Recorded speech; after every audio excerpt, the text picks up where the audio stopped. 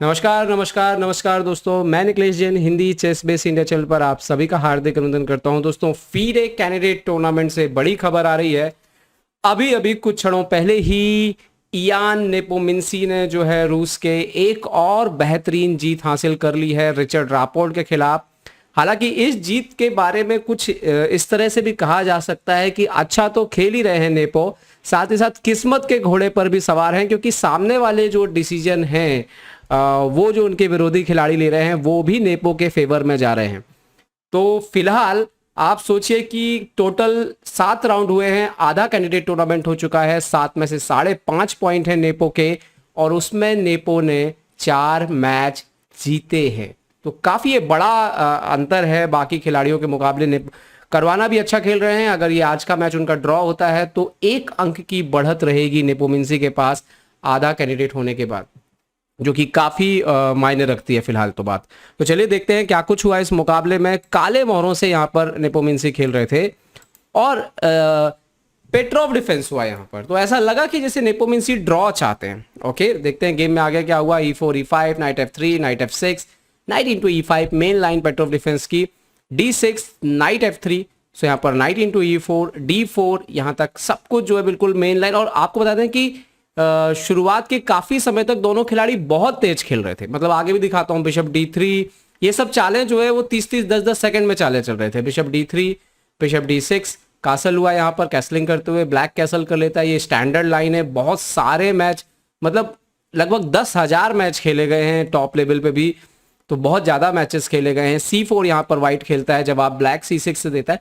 और अब बारी आती है जहां पर रिचर्ड रापोर्ट जो है थोड़ी चाल जो है वो बदल देते हैं। रिचर्ड रापोर्ट यहाँ पर जैसे हमने जो चाल देखे जो सबसे ज्यादा खेली गई है, जैसे नाइट C3 है, रुक E1 खेला जाता है, C into D5 भी फेमस है, C into D5, queen C2 famous line है। बट यहाँ पर जो लाइन चुनी रिचर्ड रापोर्ट ने वो थी क्वीन B3, और इसमें होता यह है कि आप दबाव डाल रहे हैं इस B7 के पॉन को। और अब इसमें अगर आप डाटाबेस में जाएंगे तो करीब 30 गेम खेले गए। अब नेपोमिंसी यहाँ पे चुनते हैं बिशप G4, मतलब कि वो बोल रहे हैं कि मैंने अपना बिशप बाहर निकाल दिया है, मैं आपके किंग साइड को ओपन करना चाहता हूं, आपको B7 मार रहा है तो मार लीजिए। आगे देखिए क्या होता है। इन्होंने खेला बिशप इंटू E4 और D इंटू E4। अच्छा, यहां पर अगर क्वीन इंटू B7 डायरेक्ट मार दे व्हाइट, तो एक्चुअली में होता यह है कि बिशप F3 GF3 और उसके बाद क्वीन H4 जो है वो बहुत ही डेंजर चाल हो जाती है और ब्लैक के लिए विनिंग आ सकता है। तो इसीलिए व्हाइट पहले बिशप इंटू E4 मारता है, जो भी 3-4 गेम खेले गए हैं उसके हिसाब से जो एनालिसिस है, D इंटू E4 और फिर नाइट G5। ओके, और यहां पर ब्लैक खेलता है बिशप E7। ओके, यहां पर व्हाइट जो है फाइनली जो है नाइट इंटू E4 मारता है, ब्लैक क्वीन इंटू D4 मारता है, और इसका जवाब नेपो ने दिया क्वीन इंटू B7 से। ओके, डाटाबेस में अगर आप जाएंगे तो 3 गेम आपको यहां पे मिलेंगे और कोई भी गेम ग्रैंड मास्टर के द्वारा नहीं खेला गया है। Okay, queen into E4 white ने जो है अपना घोड़ा दे दिया, लेकिन बदले में क्वीन इंटू D8 करके, क्वीन इंटू A8 करके हाथी मार लिया है यहां पर ब्लैक का। अब इस पोजीशन को जरा हम एनालिसिस करें तो हम देखते हैं कि व्हाइट के राजा के पास यहां पर बिशप है और ये वजीर है, जरूरत पड़ने पे ये बिशप जो है वो भी ज्वाइन कर सकता है, ये ऊंट भी। व्हाइट ने हाथी जरूर मार लिया है, लेकिन उसका वजीर फिलहाल थोड़ा अंदर फंसा हुआ है, अभी उसको वक्त है, मतलब एक चाल चाहिए बाहर आने के लिए। ओके, तो यहां पर नेपोमिंसी बेहतरीन चाल चलते हैं बिशप H3 और बोलते हैं कि भैया मैं तो चेकमेट लगा रहा हूं, क्या करोगे? G into H3, now queen into G6। यहां पर ये गेम खेला गया है और ये गेम खेला गया है, कोई प्लेयर है सेंटिली ब्लैक से, और उन्होंने ये मैच ड्रॉ किया है 2019 में। 2250 और 2253 के बीच का ये मैच है। ओके, किंग H1 व्हाइट खेलता है, नेपोमिंसी खेलते हैं क्वीन E4, किंग G1। और अच्छा, बड़ी बात यह है कि इस पोजीशन तक आते आते, GH3 तक आते आते मैं आपको बताऊं कि इन दोनों के पास 1 घंटा 50 मिनट के आसपास थे। लेकिन क्वीन G6 के बाद और क्वीन E4 के बाद इस पोजीशन में आने के बाद यहां पर 27 मिनट के आसपास जो है रिचर्ड रापोर्ट सोचते हैं। वो चाहते तो ड्रॉ ले सकते थे यहां पर इस पोजीशन पे, और नेपो बिल्कुल तैयार थे ड्रॉ लेने के लिए। किंग G1 खेला उन्होंने, और फिर जब क्वीन G6 के बाद वापस किंग H1 और क्वीन E4 चेक आया, अब एक बार फिर से उन्होंने करीब करीब जो है आधा घंटा यहां पे सोचा और F3 खेला। अब है तो ये फाइटिंग स्पिरिट जिसकी तारीफ की जानी चाहिए, लेकिन कभी कभी क्या होता है कि इसी का नुकसान खामियाजा भी आपको उठाना होता है, क्योंकि पोजीशन का आकलन जो है, जो एनालिसिस है, वो आपने कितना गहरा किया है वो मायने रखता है।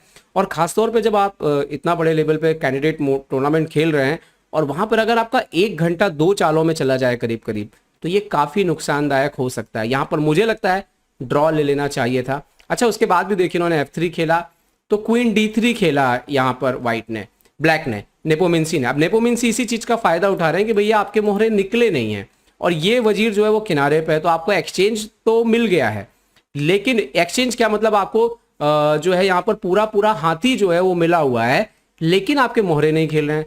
तो यहाँ पर किंग G2 जो है वो सही चाल थी, क्वीन G6 आए वापस और किंग H1 गए। अब फिर से क्वीन D3 आते हैं यहाँ पर नेपोमिंसी, और एक्चुअली में यहाँ पे ड्रॉ करना चाहिए था किंग G2 वगैरह खेल के। आप डार्क खाने पे इसलिए नहीं जाना चाहते क्योंकि बिशप एक्टिवेट हो जाएगा वरना, तो किंग G2 ओनली मूव थी और ये यहाँ पे ड्रॉ हो सकता था। बट रिचर्ड रापोर्ट ने यहाँ भी दिखाया कि वो शायद जीतने के लिए जाना चाहते और उन्होंने एक मूव खेल दिया नाइट D2। अब इस मूव का नुकसान ये हो गया कि वजीर तुरंत पीछे चला गया क्वीन D7 ट्रैप करने के लिए इस वजीर को। अगर मान लीजिए कि इस एक साल पहले जब ये पोजीशन पे किंग G2 आया था और अब क्वीन D7 यहाँ पे खेला जाता, तो यहाँ पे ना बिशप E3 मूव था और वजीर जो है वो ट्रैप नहीं होता क्योंकि ये वाला पॉन नहीं बचेगा। लेकिन यहां पर क्वीन G6 खेलने के बाद जब क्वीन D3 गया और इन्होंने नाइट D2 खेला रिचर्ड रापोर्ट ने, तो इमीडिएटली नेपो पीछे आ गए। अब प्रॉब्लम यह है कि नाइट बाहर आ रहा है और वजीर बच नहीं रहा, तो बहुत सोचने के बाद यहां पर रिचर्ड रापोर्ट ने नाइट E4 खेला, नाइट A6। अच्छा, यहां तक आते आते नेपोमिंसी करीब 1 घंटा जो है वो ज्यादा चल रहे थे रिचर्ड रापोर्ट से। यहां पर इन्होंने रुक मारा। देखने में ऐसा लगता है कि आप देखिए कि दो माइनर पीस के बदले 2 माइनर पीस हैं, रुक के बदले 2 रुक के बदले यहाँ पर वजीर है। पोजीशन करीब इक्वल होनी चाहिए, पोजीशन करीब इक्वल थी, लेकिन इस पोजीशन में एक अंतर था, कोऑर्डिनेशन ऑफ द पीसेस, आपके मोहरों के बीच तालमेल कैसा रहने वाला है। और ये पोजीशन में जहां पर पॉन स्ट्रक्चर थोड़ा सा खराब था, राजा की पोजीशन खराब थी, ये जो बात है वो ही मुश्किल साबित हुई रिचर्ड के लिए। टाइम भी कम था और यहाँ पर बढ़िया मैच खेला। इसके बाद नेपोमिंसी ने यहाँ बिशप F4 निकले यहाँ पर Richard Rapport, so queen into H3, पहले तो ये पॉन मार लिया, रुक को लेकर के आए, जो कि एक अच्छी बात है कि जब आपको सबसे पहले अपने मोहरे तो गेम में लाने पड़ेंगे तभी कुछ होगा।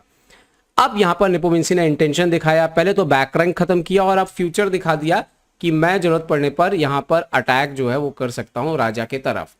ओके, इन्होंने खेला bishop G3, so now night C5 good move है। वो बोल रहे हैं एक्सचेंज करना है कर लीजिए क्योंकि ये घोड़ा काफी अच्छा लग रहा था।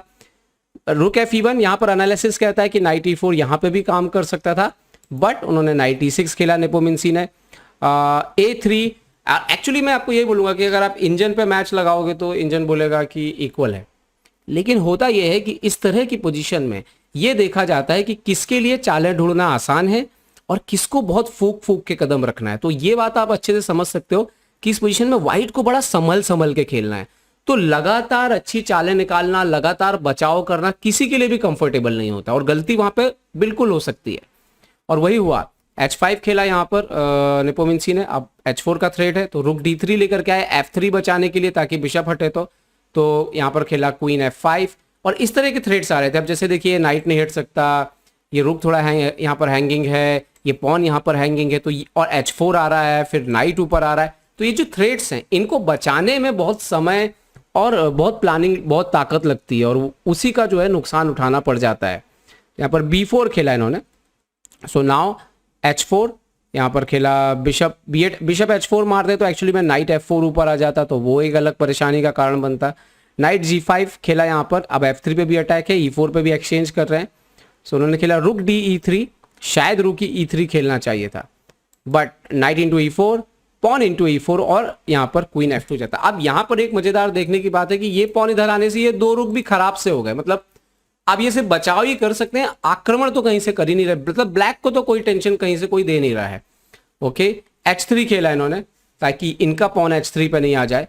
So now bishop E7, bishop को गेम में लेके आए, बिशप H2, सो बिशप G5, इन्होंने खेला बिशप G1, सो क्वीन D2, रुक को बचाया E2 से। नाउ क्वीन D3, अभी H3 भी मर रहा है और A3 भी मरने लग गया, तो पोजीशन बुरी तरह से फंसती चली गई। इसके बाद धीरे धीरे माइनस होती चली गई। बिशप E3 खेला तो पहले बिशप को पीछे कर लिया F6 क्योंकि एक्सचेंज नहीं करना चाहते थे। अच्छा, यहाँ पर इन्होंने खेला है ना, इनको किंग G2 भी शायद खेलना चाहिए था, इन्होंने यहाँ पे खेला बिशप इंटू A7, ये पॉन मारने गए और H3 का पॉन देना शायद और ज़्यादा खराब स्थिति हो गई। Queen into H3, king G1, queen G3, king F1 और यहाँ पे पॉन बढ़ दिया। यहाँ पर नेपोमिंसी ने H3 पे, नेक्स्ट थ्रेट है H2, उसको रोकने के लिए बिशप G1 लेकर आए, लेकिन बिशप H4 जैसे ही नेपोमिंसी ने खेला, यहाँ पर रिचर्ड रापोर्ट ने रिजाइन कर दिया, हार मान ली। जैसे फॉर एग्जांपल यहाँ पर रुक D1 वगैरह खेल दें तो आप देखिए क्वीन F3 के बाद गेम ओवर है, राजा के पास जगह नहीं है, या तो रुक F2 आप रखेंगे तो D1 मर जाएगा, बिशप F2 रखते हैं तो H2 आगे पुश हो जाएगा, और इसीलिए बिशप H4 के बाद यहाँ पर जो है इन्होंने हार जो है वो स्वीकार कर ली रिचर्ड रापोर्ट ने। और ये एक बड़ी ही शानदार, आप कह सकते हैं कि ज़बरदस्त जो है वो जीत है। और इस जीत के साथ आपको बता दें कि नेपोमिंसी जो है वो 2786 रेटिंग के साथ, 2787 मान सकते हो आप, वो वर्ल्ड नंबर जो है वो 4 ऑलरेडी हैं, करवाना के बेहद करीब हैं, और बहुत ज़बरदस्त जो है वो कंपटीशन दे रहे हैं। ना सिर्फ कंपटीशन दे रहे हैं बल्कि लगातार वर्ल्ड रैंकिंग में भी ऊपर चढ़ते चले जा रहे हैं। तो अब देखना होगा कि क्या नेपोमिंसी एक बार फिर से कैंडिडेट जीत सकते हैं। आप लोगों को क्या लगता है, कमेंट बॉक्स में जरूर बताइए मुझे, आपको क्या लगता है, नेपोमिंसी ही जीतेंगे या करवाना उनको जो है पीछे छोड़ के ये टूर्नामेंट का खिताब जीत सकते हैं। ये वीडियो पसंद आया तो लाइक शेयर सब्सक्राइब करना ना भूलें। देखते रहिए chess base India. Chess base India के लिए मैं निकलेश जैन, जय हिंद।